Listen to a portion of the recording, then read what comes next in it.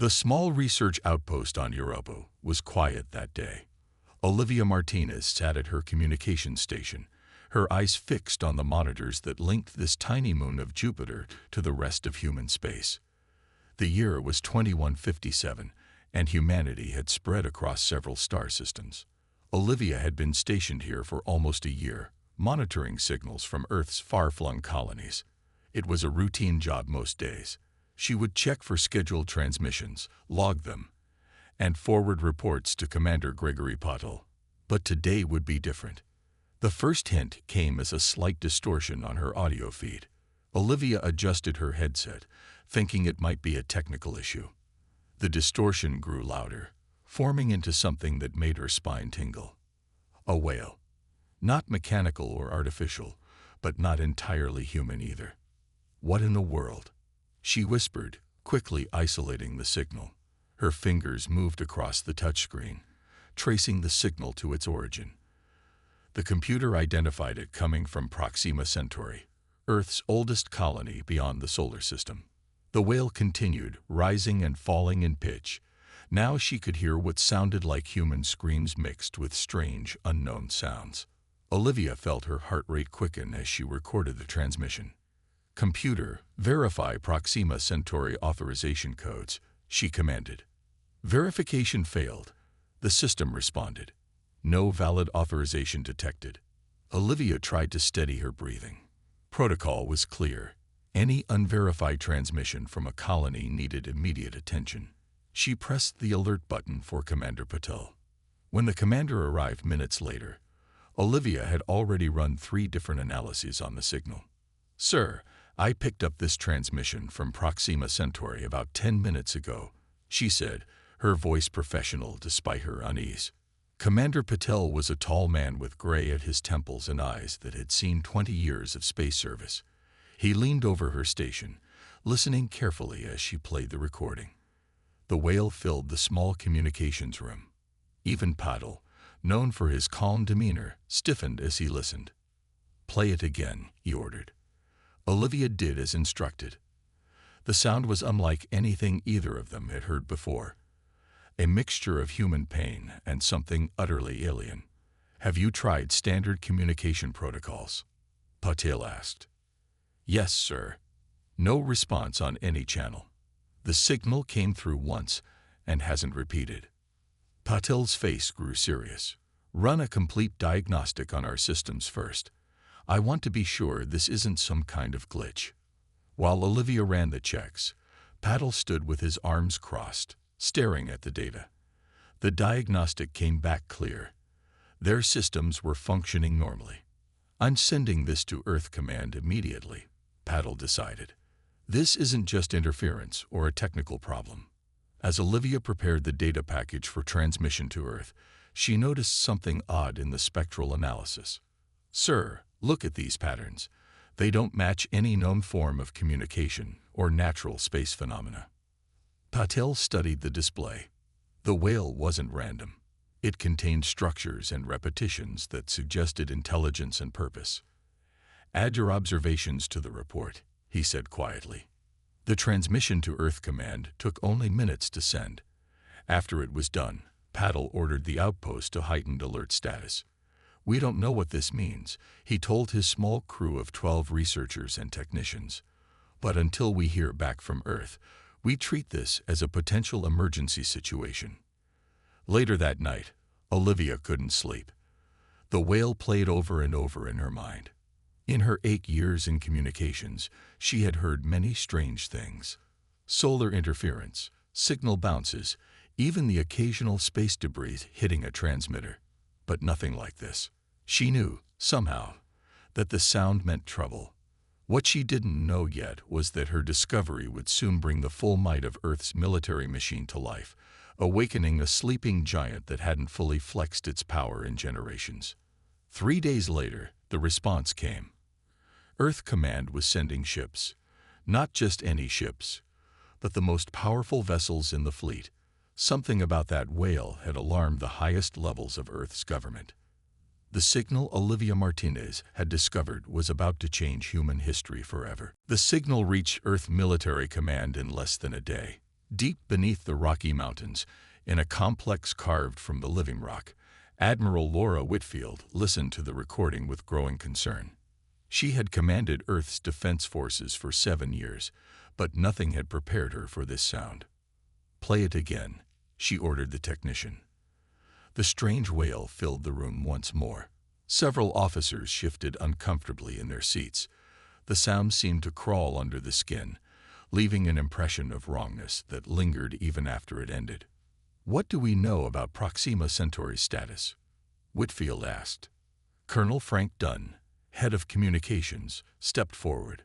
"The colony went silent shortly after this transmission. We've tried all channels. No response." Whitfield nodded grimly. Proxima Centauri was Earth's pride, the first successful colony established beyond the solar system, home to over 50,000 people. "Show me the analysis," she said. The main screen displayed charts and data streams. Lieutenant Diane Carter, the youngest intelligence officer on Whitfield's staff, stepped forward. "Ma'am, I've discovered something unusual in the pattern," Carter said. She touched the screen, highlighting sections of the waveform. "These elements here suggest structure and purpose. This wasn't a random event or natural disaster." "You're saying it was an attack?" Whitfield asked. "The evidence points that way. The signal contains what appears to be human distress overlaid with something else, something deliberately engineered." The room fell silent as the implications sank in. "How long to get a response team to Proxima Centauri?" Whitfield asked. "With the new wormhole drive, the U.S. Vigilant could be there in 3 weeks," replied Fleet Commander Ben Harris. Whitfield made her decision. "Prepare the Vigilant for immediate departure. I want Captain Samuel Hoffman leading this mission." The next 12 hours passed in a blur of activity. On the lunar military base, Captain Hoffman received his orders and began assembling his crew.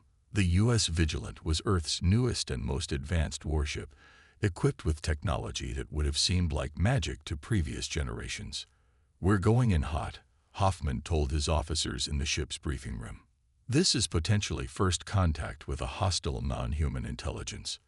Lieutenant Eric Garcia, weapons specialist, reviewed the armament status. "All systems are at full capacity, sir. The new pulse cannons have never been tested in actual combat, but simulations show they should be effective against any known ship design." Hoffman nodded. "Let's hope they work against unknown designs too." While the Vigilant prepared for departure, Admiral Whitfield addressed the Joint Military Council back on Earth. "I am ordering a full mobilization," she announced to the surprised officers. "This goes beyond a simple rescue mission. If Lieutenant Carter's analysis is correct, we may be facing the first alien threat to human civilization." Council members began to protest, citing costs and public panic, but Whitfield silenced them by playing the wail once more. "This is what we're facing," she said after the recording ended.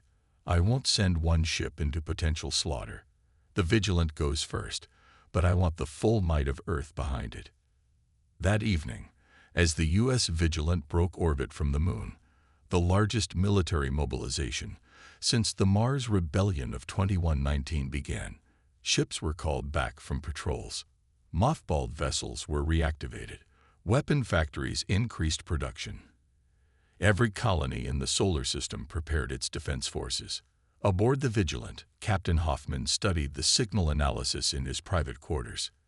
20 years in space had taught him to trust his instincts, and everything about this situation felt wrong. A soft knock at his door interrupted his thoughts. Lieutenant Carter entered, carrying a datapad. "Sir, I found something else in the signal," she said. "Something I missed before." She showed him the new analysis, patterns that suggested not just attack, but specific targeting. "They knew exactly what they were doing," Carter said quietly. "And sir, I think they wanted us to hear it." Hoffman felt a chill run down his spine. They were heading towards something unprecedented, with 50,000 lives potentially hanging in the balance. The U.S. Vigilant accelerated toward the wormhole point, the first vessel in what would soon become an armada. Behind them, Earth prepared for war. 3 days into their journey, the U.S. Vigilant entered the wormhole. The massive ship, nearly half a mile long, slipped into the swirling blue tunnel of bent space like a needle threading through fabric. The crew felt the familiar stomach-dropping sensation as normal physics took a brief holiday. In the ship's main lab, Dr. Alan Nichols played the Wail recording for the 20th time. As the ship's psychologist, he was concerned about its effect on the crew. "Turn it off," said Sergeant Kelly Ross, one of the Marines assigned to security. "That sound gives me the creeps." Nichols nodded sympathetically but kept the sound playing. "That's exactly what I'm studying. This signal affects humans on a deep psychological level." The lab door opened and Captain Hoffman entered, followed by Lieutenant Carter. They both looked tired. Sleep was difficult for everyone on board since they left Earth. "What have you found, Doctor?" Hoffman asked. Nichols gestured at his screen. "I interviewed 30 crew members. All report similar reactions to the signal. Anxiety, nightmares, a sense of dread. This isn't just a normal fear response. Something in the Wail bypasses our rational mind and triggers primal fear." Carter stepped forward. "My analysis shows similar results. The patterns in the signal match brainwave patterns associated with extreme terror." "You think it was designed to scare us?" Hoffman asked. "I think it was designed to paralyze us," Carter replied. "Like how some predators use sound to stun their prey." Sergeant Ross shivered visibly at this suggestion. In another part of the ship, Lieutenant Eric Garcia was conducting weapons drills. The Vigilant's main pulse cannons could tear through conventional armor like paper. But would they work against an unknown enemy? Garcia had his team run simulation after simulation, adapting their targeting algorithms to account for vessels of various possible designs and compositions. Again, he ordered after another simulation run, "Assume the target can change shape and density." His team didn't complain. They had all heard the Wail. They all knew what might be waiting for them. Back on the bridge, Captain Hoffman received an encrypted message from Admiral Whitfield. He took it in his private quarters. "Samuel," Whitfield's image said from the screen, "the situation has developed. The Proxima Centauri distress beacon has completely ceased. All automated systems are offline.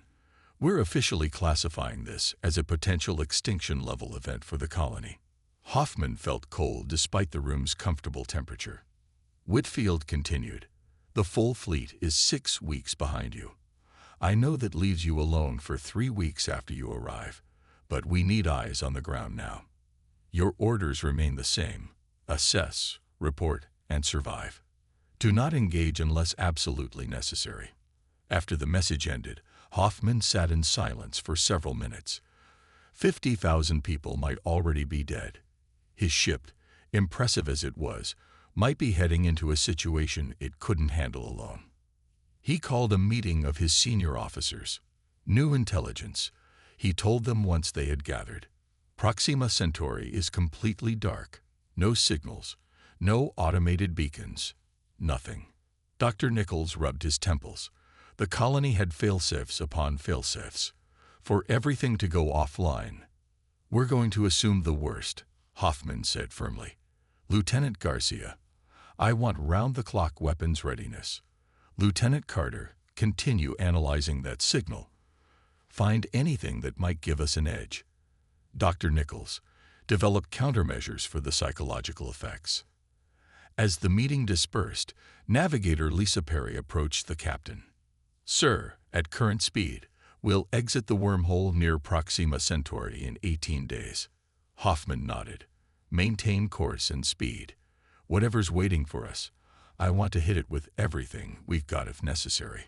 The U.S. Vigilant continued its journey through the wormhole, a tiny bubble of humanity streaking toward an unknown threat. Behind them, Earth marshaled its forces. Ships were being pulled from every corner of the solar system. Crews called back from leave. Weapons systems checked and rechecked.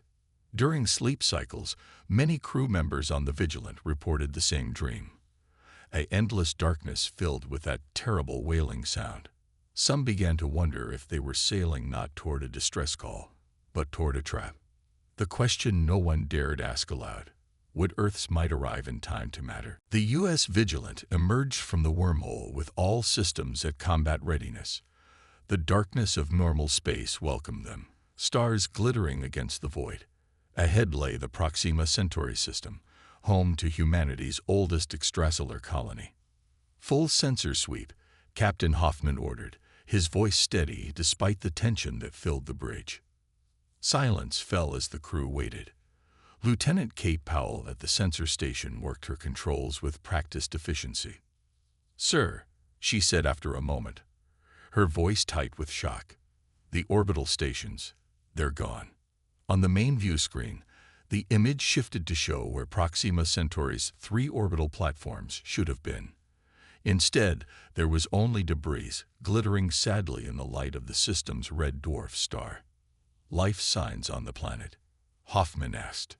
Powell's hands moved across her console. "Readings are confused, sir. There are power signatures from the main colony, but they're weak and scattered. No response to our hails." Hoffman stood from his command chair. "Prepare a recon team. I want boots on the ground within the hour." Major Peter Blackwell, head of the Vigilance Marine Detachment, led the first team down to the surface. Their dropship descended through Proxima Centauri's atmosphere, breaking through cloud cover to reveal the landscape below. "My God," Blackwell whispered as they flew over the main colony, where a thriving settlement of 50,000 people should have stood. There was devastation. Buildings were crushed or torn open. Roads were buckled. The central power station was a smoking ruin. "Any survivors?" asked Sergeant Ross, who had insisted on joining the recon team.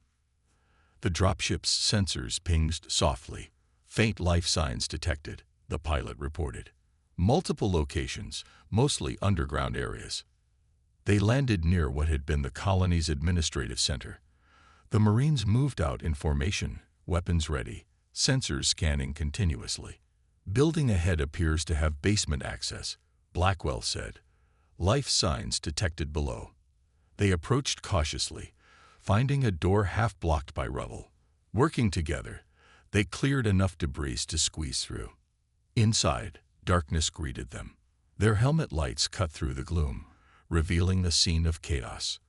Furniture was overturned, personal belongings scattered, but no bodies. "Where is everyone?"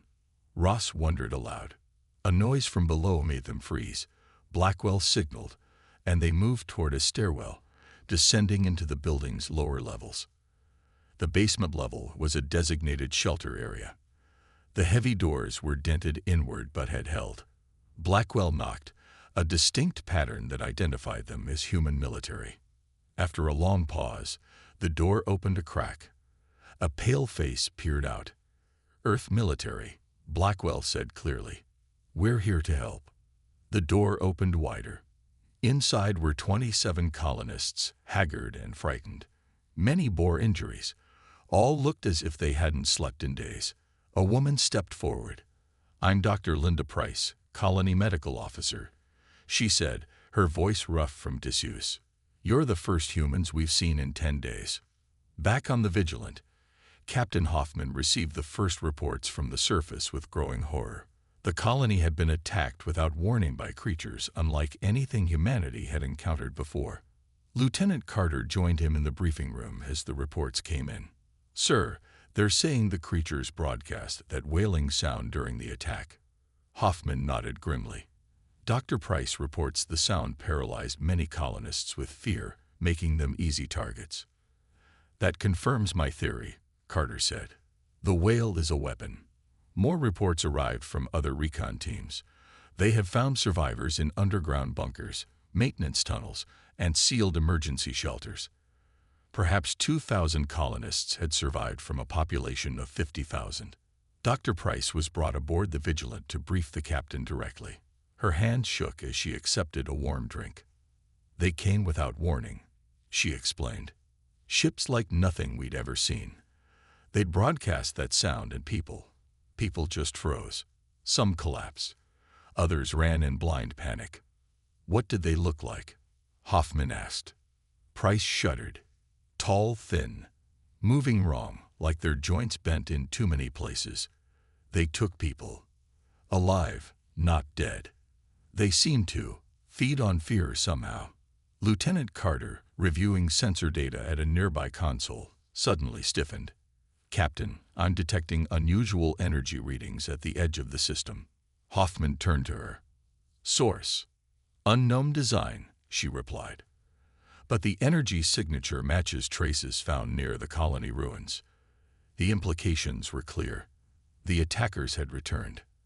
As if confirming their fears, Communications Officer Drew Miller called out, Captain, that sound, it's broadcasting again on all frequencies. The wail filled the ship once more, sending chills through every crew member. But this time, they were ready for it. Deploy audio countermeasures, Hoffman ordered, activating the system Dr. Nichols had developed during their journey. As the crew steeled themselves for humanity's first interstellar battle, Hoffman sent a priority message to Earth. The message was simple: hostile contact confirmed. Send everything. The alien armada filled the view screen of the U.S. Vigilant. Their ships were unlike anything humans had built. They seemed almost alive, with surfaces that rippled and changed. Captain Hoffman counted at least 30 vessels of various sizes. The largest was shaped like a giant curved claw, nearly twice the size of the Vigilant. All hands to battle stations, Hoffman ordered, his voice calm despite the fear he felt inside. Weapons hot, shields at maximum. Lieutenant Garcia's fingers flew over his console as he armed the ship's pulse cannons and torpedo launchers. Weapons ready, sir. The Wail continued to broadcast across all communication channels. Despite Dr. Nichols' countermeasures, many crew members still felt its effects, a creeping dread that crawled up the spine and whispered of defeat. Open a channel, Hoffman said to Communications Officer Miller. Let's try talking first. Channel open. Sir. Hoffman stood tall. This is Captain Samuel Hoffman of the Earth ship U.S. Vigilant. We are here on a peaceful mission to investigate the distress call from our colony. Please identify yourselves. For several seconds, there was only silence. Then the wailing changed, becoming more focused, almost like speech, but still incomprehensible. They're responding, Lieutenant Carter said from her station. But I can't translate it. The patterns are unlike any language we've encountered. Hoffman tried again. We don't understand your communication. If you can comprehend our language, please respond in a way we can understand. The alien flagship, the massive claw-shaped vessel, began to move forward. Around it, smaller ships took up flanking positions. Sir, they're moving into attack formation, warned Garcia. Hoffman made one last attempt. We don't want conflict. We are only here to help our people. The response came in the form of energy beams shooting from 3 alien vessels simultaneously. They struck the Vigilant's shields, making the entire ship shudder. Shields holding at 80%, reported the damage control officer. Return fire, Hoffman ordered. Target the lead ships only. Let's show restraint if we can. The Vigilant's pulse cannons fired, blue-white energy lancing across space to strike the nearest alien vessel. Its strange skin absorbed most of the impact, but the ship still reeled backward. They're tough, Garcia noted, but not invulnerable. The battle escalated quickly. More alien ships joined the attack, firing energy weapons and what appeared to be living missiles that actively sought targets. The Vigilant and its 3 escort ships fought back, their human crews working with practiced efficiency. In the medical bay, Dr. Price watched the battle on a monitor while helping tend to wounded crew members. Those are the same ships that attacked the colony, she confirmed. We called them Void Striders because of how they moved through space. Void Striders, repeated Dr. Nichols, who was monitoring the psychological effects of the alien whale. A fitting name. On the bridge, Hoffman ordered evasive maneuvers as 3 more alien beams sought the Vigilant. The ship rolled and dived, its massive bulk moving with surprising grace, under Navigator Powell's skilled hands. "Sir, we've lost Escort 2, reported Miller, his voice tight. One of the smaller human ships had been caught between two alien vessels. It exploded in a brief, brilliant flash, taking 100 crew members with it." Hoffman felt cold anger replace his fear. "Focus fire on the lead ship. All weapons." The Vigilant's full arsenal unleashed on the claw-shaped vessel. Pulse cannons, torpedoes, and point defense lasers all struck at once. The alien flagship's skin bubbled and blackened where the weapons hit. But it wasn't enough. The Void Striders pressed their attack, surrounding the human vessels. The Vigilant rocked as a particularly powerful beam struck its port side. "Shields at 40%, called the damage control officer. "Hull breach on deck 12. Emergency teams responding." Lieutenant Carter studied her readings intently, looking for any weakness. "Captain, I'm detecting a pattern in their attacks. They coordinate using that wailing sound.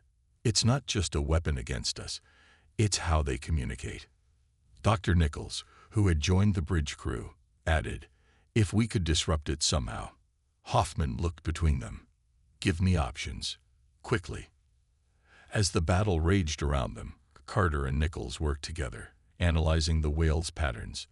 They fed their findings into the ship's computer, looking for a way to interfere with the alien communication. "Sir," Carter said after several tense minutes, "we might have something. The whale responds to certain harmonic frequencies. If we broadcast on those same frequencies—" "Do it," Hoffman ordered without hesitation. The Vigilant began broadcasting a countersignal, carefully tuned to interfere with the Void Strider's wail. The effect wasn't immediate, but gradually the alien attack lost coordination.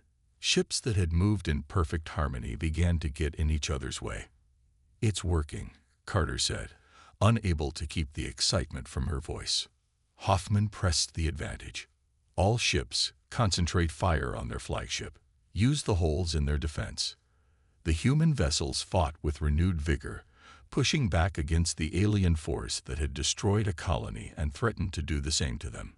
This was humanity's first interstellar battle, and they refused to lose. The battle raged for 6 hours before the Void Striders retreated to the edge of the system. The U.S. Vigilant had suffered heavy damage but remained operational. Captain Hoffman stood on the bridge, studying the tactical display. 3 of his escort ships were destroyed. The Vigilant itself had lost its port weapons array, and shield generators were at 30%. "They'll be back," Lieutenant Garcia said, his face streaked with soot from an electrical fire that had broken out during the battle. "And in greater numbers." Hoffman nodded grimly. Status of the evacuation. "We've loaded 800 survivors onto transport ships," reported Communications Officer Miller. "The remaining 1,200 are still being brought up from the surface." The captain turned to Lieutenant Carter. "Your discovery about their weakness to harmonic frequencies saved us. Without that, we'd be dead or captured now." Carter had spent the battle analyzing the Void Striders' communication patterns and found that certain sound frequencies disrupted their coordination. It wasn't a perfect defense, but it had bought them precious time. "I think we can improve on it," she said. "Dr. Nichols and I have been working on something." In the ship's science lab, Dr. Nichols had turned his psychological expertise to an unexpected use. He was combining human music with mathematical patterns to create what he called a counter-signal. The Void Striders use sound to disorient and terrify, he explained when Hoffman joined them. But human music contains emotional patterns they seem unable to process correctly. Carter added, "When we played back during the last attack, their ships nearest the broadcast source showed a 12% decrease in maneuverability." "Bach?"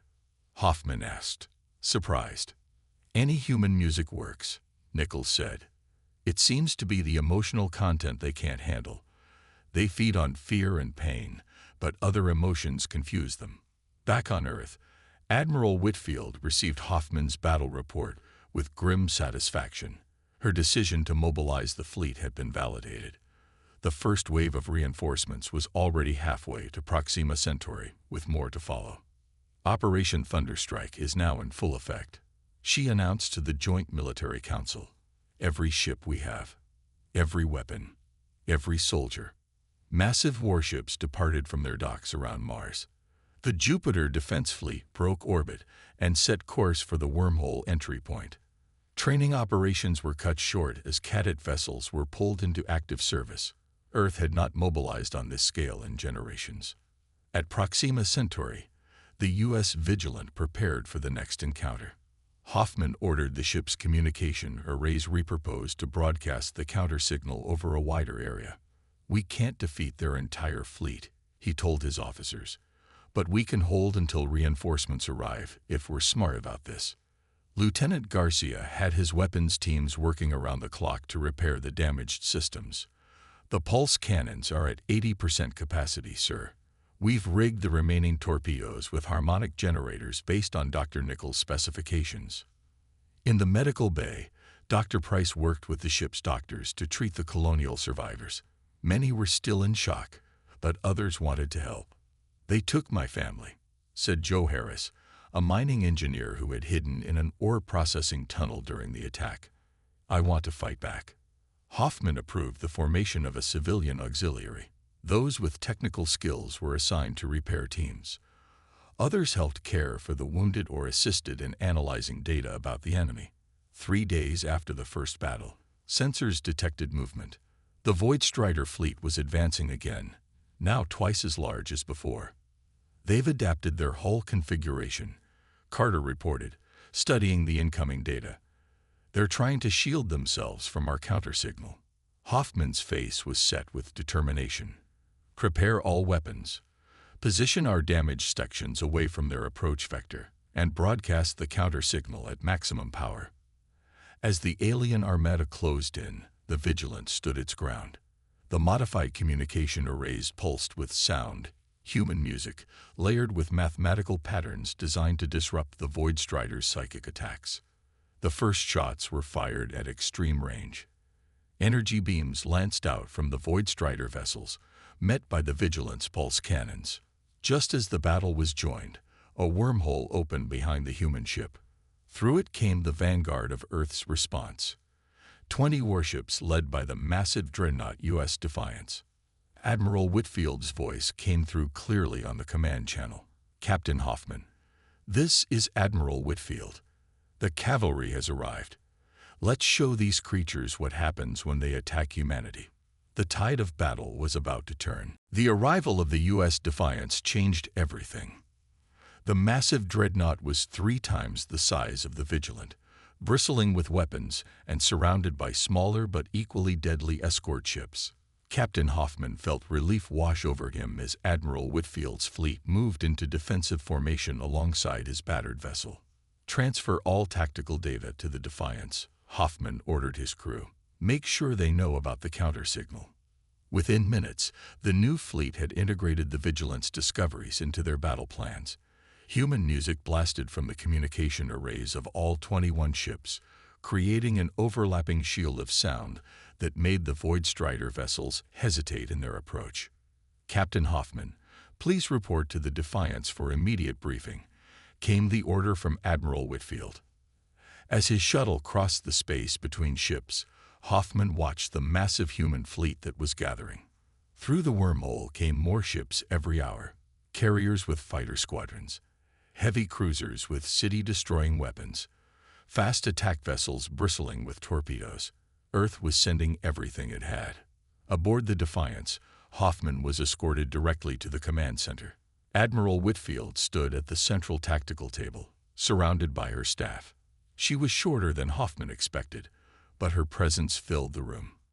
"Captain," she said, extending her hand, "your discovery of the counter-signal may have saved humanity." "The credit belongs to Lieutenant Carter and Dr. Nichols," Hoffman replied honestly. Whitfield nodded. "I want them both transferred to the Defiance immediately. We're expanding on their work." The Admiral led Hoffman to a secure briefing room where intelligence officers had compiled everything known about the Void Striders. Images from the colony attack played on screens around the room. "Based on survivor accounts and your data, We know they harvest emotional energy from sentient beings, Whitfield explained. Fear and pain seem to be their preferred food sources. That explains why they took so many colonists alive, Hoffman said grimly.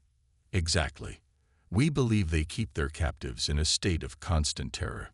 Whitfield's face hardened, which means we still have people to save. The intelligence officer, Commander Paul Wilson, stepped forward. Our latest scans detect large energy signatures at the edge of the system where the Void Strider fleet has retreated. We believe that's where they're holding the captives. Whitfield turned to Hoffman. I'm promoting you to Admiral effective immediately. You'll command the scout division of our fleet. Hoffman was stunned. Thank you, ma'am. Don't thank me yet, Whitfield said with a grim smile. Your first mission might be a suicide run. Over the next 3 days, more ships arrived through the wormhole. The largest armada in human history assembled at Proxima Centauri.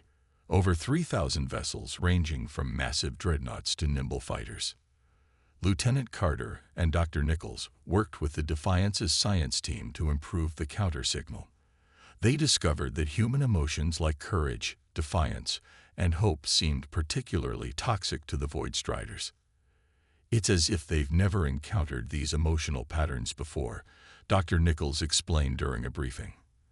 They feed on fear, but positive emotions seem to act like poison to them. Admiral Whitfield formulated a bold plan based on this discovery. The human fleet would broadcast not just music, but recorded messages of defiance and courage from people across Earth and its colonies. Meanwhile, the Void Strider fleet was growing too. More of their strange, organic-looking ships arrived each day, gathering at the system's edge. Sensors detected unusual energy patterns, suggesting they were communicating with something beyond the system, possibly calling for reinforcements. Newly promoted Admiral Hoffman prepared his scout division, 50 of the fastest ships in the fleet. Their mission: to penetrate the Void Strider formation, locate the human captives, and, if possible, rescue them. This isn't just about saving those people, Hoffman told his captains during their final briefing. We need to understand what these creatures want from us, why they're taking our people alive instead of just destroying us. As the scout ships prepared to depart, the main fleets moved into position for what would be the largest space battle in human history. Earth's might had arrived in force, but would it be enough against an enemy that fed on fear itself? On the bridge of his new flagship, the U.S. Intrepid, Admiral Hoffman watched the Void Strider fleet through the view screen. Their ships pulsed with eerie light, almost like heartbeats. They think they know what humans are capable of, he said quietly. They're about to learn how wrong they are. The final battle began at dawn, measured by the light of Proxima Centauri's red sun. Admiral Hoffman led his scout division in a daring penetration run through the outer edge of the Void Strider fleet. The U.S. Intrepid and its escort ships moved with precision, their engines pushed beyond safe limits. Counter-signal at maximum, Hoffman ordered as they entered enemy territory. Around his ship, the strange alien vessels twisted and recoiled when caught in the broadcast field. Lieutenant Carter, now serving as his tactical officer, monitored the enemy response. Sir, the signal is working better than expected. They're moving away from our broadcast cone. The scout ships pressed deeper into enemy territory. Their sensors swept the area, searching for human life signs. After 20 minutes of tense flying, they found what they were looking for. Admiral, I'm detecting a massive concentration of human biosignatures, reported the sensor officer. Approximately 15,000 individuals. Hoffman felt his heart skip. They had found the missing colonists. The source was a huge Void Strider vessel, 3 times larger than any they had seen before. It pulsed with sickly light, its surface moving like something alive. Prepare the modified countersignal, Hoffman ordered. During the preparation for this mission, Dr. Nichols had created something new. Using recordings of the original colony's Wail, he had transformed it, infusing it with human emotions of courage, defiance, and determination. The result was a signal that contained the Void Strider's own weapon turned against them. As the scout ships surrounded the massive vessel, Admiral Whitfield launched the main attack. The full might of Earth's military struck the Void Strider fleet from 3 directions. Thousands of ships engaged in combat simultaneously across a front spanning millions of miles. Aboard the U.S. Defiance, Whitfield watched the battle unfold. "Begin Operation Harmony," she commanded. Throughout the human fleet, communication officers activated the modified countersignal. The sound that had once brought terror now carried something else: humanity's answer to those who would prey on fear. The effect on the Void Strider fleet was immediate and dramatic. Their formation broke apart. Ships collided with each other. Some simply stopped moving. "They can't handle it," Dr. Nichols said, watching from the Defiance's science lab. "We're broadcasting emotions they have no defense against." Around the prison ship, Hoffman's scouts maintained position, their countersignal focused inward. The massive vessel's surface began to ripple and crack. "Energy levels inside the ship are fluctuating wildly," Carter reported. "I think the captives are responding to our broadcast." Hoffman nodded. "They can hear us. They know we've come for them." The prison ship's outer hull suddenly split open like a cracked egg. From within, thousands of tiny escape pods launched in all directions. "They're ejecting the prisoners," Carter said in amazement. "The ship is purging them like a virus." The scout ships moved quickly to collect the escape pods. Inside each were several human colonists, weak but alive. Many reported that they had felt a change in their captivity when the counter-signal began, as if whatever had been feeding on their fear had suddenly become sick. Across the battlefield, Earth's fleet pressed its advantage. Though many human ships were lost, the Void Strider fleet was in disarray. Unable to coordinate under the assault of human emotions they couldn't process, their superior technology failed to save them. After 6 hours of intense fighting, the remaining Void Strider vessels retreated to the edge of the system. There, they paused, as if considering one final attack. Instead, a transmission came through on all frequencies. Not a wail this time, but a complex pattern that the computers struggled to translate. When they finally succeeded, the message was brief but clear. Humans, inedible. Territory, conceded. Admiral Whitfield established a permanent defensive perimeter around Proxima Centauri. Earth would rebuild the colony, stronger than before, as a statement to any watching species. Admiral Hoffman led the mission to recover all the colonists who had been taken. They found 12,000 survivors from Proxima Centauri, and surprisingly, beings from 3 other species previously unknown to humanity, all victims of the Void Striders. 1 month after the battle, as the rescue operations were completing, Hoffman stood on the bridge of the Intrepid and reflected on what had happened. "They thought they found easy prey," he said to Lieutenant Carter. "Instead, they encountered the full might of humanity." Carter nodded. "All because of one wail that reached the right ears." The signal that was meant to paralyze humanity with fear had instead awakened its greatest strength. When one human cries out in pain, the entire species answers with overwhelming force. The lesson had not been lost on the watching galaxy.